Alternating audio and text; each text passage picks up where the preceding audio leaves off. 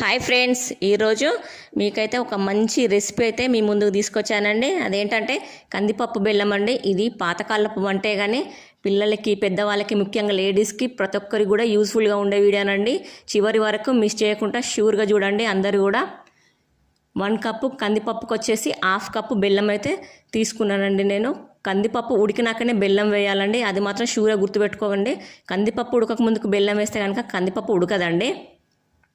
ఇదిగోండి, రోట్లో వేసి ఈ విధంగానైతే బెల్లాన్ని అయితే నేను నూరుకున్నానండి. కందిపప్పు ఉడికినాక బెల్లం అయితే ఇందులో వేసుకున్నాను. ఇందులో వచ్చేసి జస్ట్ 1/2 స్పూన్ వచ్చేసి పసుపు కూడా వేసుకోవాలండి. చాలా బాగుంటుంది. టేస్ట్ తగ్గట్టు సాల్ట్ కూడా వేసుకోండి. వేసుకున్నాక కొన్ని వాటర్ యాడ్ చేసుకొని మంచిగా ఉడకబెట్టేసుకొని ఇలా పప్పు కర్రతో రుబ్బుకొని గ్లాసులు పోసి కనుక మనం తీసుకున్నామంటే పిల్లలకైతే షూర్గా ఇవ్వండి. ఐరన్ డెఫిషియన్సీ ఉన్న పిల్లలకైతే మంచి రిజల్ట్ అయితే ఉంటుందండి. ఈ వీడియో నచ్చితే కనుక లైక్ చేయండి ఫ్రెండ్స్.